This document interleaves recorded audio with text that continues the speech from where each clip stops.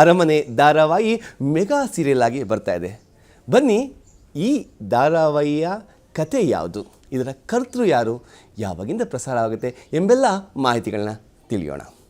ವೀಕ್ಷಕರೇ, ಇವರು ಇಂದಿನ ಕನ್ನಡ ಬರಹಗಾರರಲ್ಲಿ ಯಾವತ್ತೂ ಕೂಡ ಹೊಸತನ್ನು ನಿರೀಕ್ಷೆ ಇಟ್ಟುಕೊಳ್ಳಬಹುದಾದಂತಹ ಮನೋಜ್ಞ ಬರಹಗಾರರು.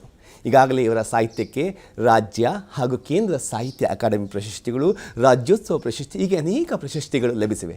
ಕನ್ನಡ ಸಾರಸ್ವತ ಲೋಕದ ಕುಮ್ಮಿ ಎಂದೇ ಪ್ರಸಿದ್ಧರಾಗಿರುವಂಥ ಕುಂ ವೀರಭದ್ರಪ್ಪನವರು ಈ ಅರಮನೆ ಕಾದಂಬರಿಯ ಕರ್ತೃ. ಬನ್ನಿ, ಅವರನ್ನು ಮಾತನಾಡಿಸೋಣ. ಸರ್ ನಮಸ್ಕಾರ, ಕಾರ್ಯಕ್ರಮಕ್ಕೆ ಸ್ವಾಗತ. ನಮಸ್ಕಾರ ಧನಂಜಯ ಅವರೇ. ಸರ್, ಕೇಂದ್ರ ಸಾಹಿತ್ಯ ಅಕಾಡೆಮಿ ಪಡೆದಿರುವಂತಹ ತಮ್ಮ ಅರಮನೆ ಕಾದಂಬರಿ ದೂರದರ್ಶನ ಚಂದನ ವಾಹಿನಿಯಲ್ಲಿ ಇವತ್ತು ಮೆಗಾ ಧಾರಾವಾಹಿಗೆ ಬರ್ತದೆ. ತಮ್ಮ ಮೊದಲ ಅನಿಸಿಕೆ ಏನು ಸರ್? ನನಗೆ ಭಾಳ ಸಂತೋಷ ಆಗಿದೆ.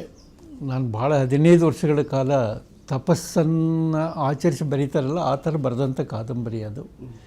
ಸುಮಾರು ಆ ಕಾದಂಬರಿಯೇ ಒಂದು 32,000 ಪುಟಗಳನ್ನು ಹರಿದು ಬರೆದಿದ್ದೀನಿ. ಈ ಥರ ಒಂದು ಸತತ ಪ್ರಯತ್ನದಿಂದ ರಚಿಸಿರ್ತಕ್ಕಂಥ ಕಾದಂಬರಿ, ಎಪಿಕ್ ನಾವೆಲ್ ಅಂತ ಕರಿತೀವಿ. ಅದು ಕೇಂದ್ರ ಸಾಹಿತ್ಯ ಅಕಾಡೆಮಿ ಅವಾರ್ಡ್ ಬಂದಿದೆ.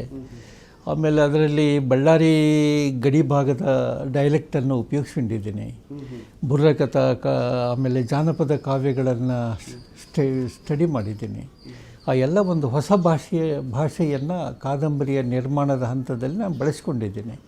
ಆದ ಕಾರಣ ಆ ಕಾದಂಬರಿ ಈಗ ಧಾರಾವಾಹಿ ರೂಪದಲ್ಲಿ ಬರ್ತಕ್ಕಂಥದ್ದು ನನಗೆ ಸಂತೋಷ ಆಗಿದೆ.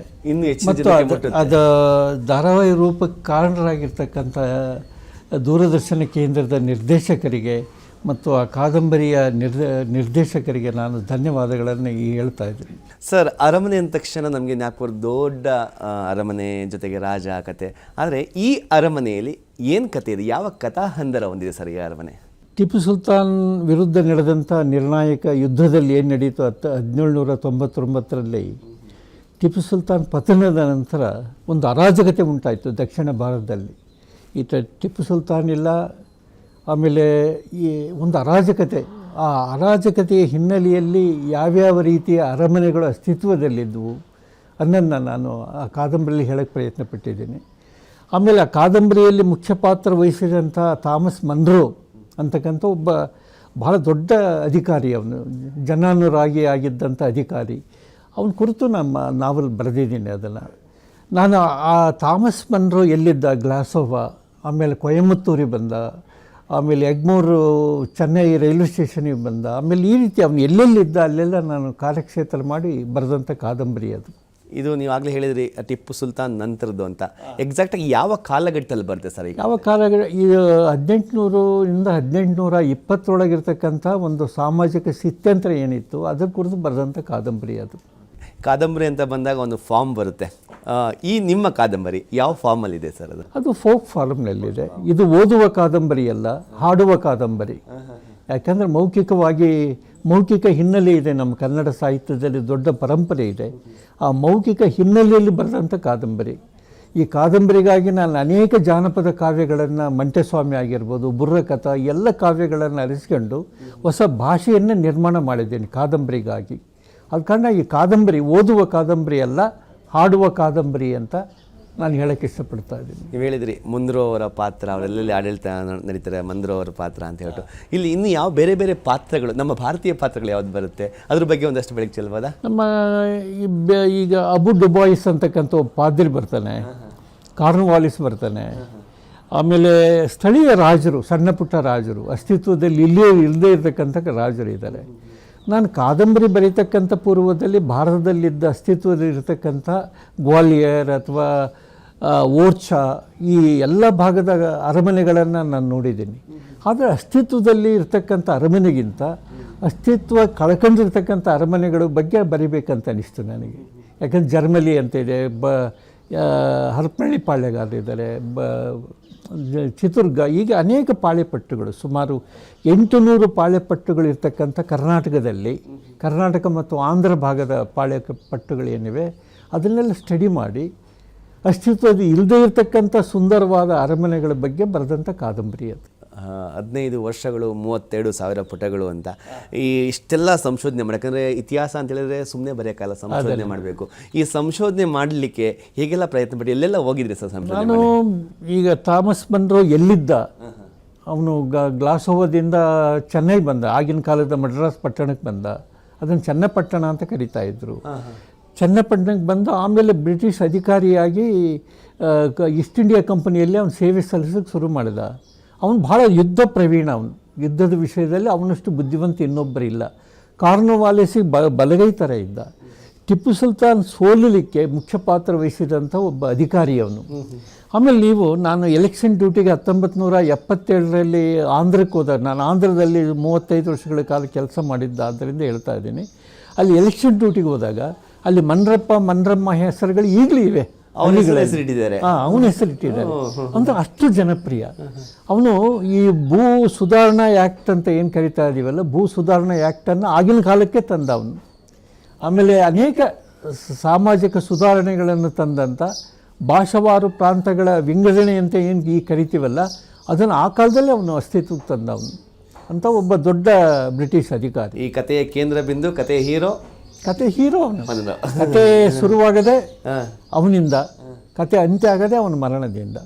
ಈ ಜನನ ಮತ್ತು ಮರಣದ ನಡುವಿರ್ತಕ್ಕಂಥ ಅವಧಿ ಏನಿದೆ, ಅಧಿಕಾರ ವಹಿಸ್ಕೊಂಡ, ಅಧಿಕಾರ ಕಳ್ಕೊಂಡ ಮಧ್ಯೆ 17 ವರ್ಷಗಳ ಕಾಲದ ಒಂದು ಸಾಮಾಜಿಕ ಸ್ಥಿತ್ಯಂತರ ಆ ಕಾದಂಬರಿಯ ಪುಸ್ತಕ.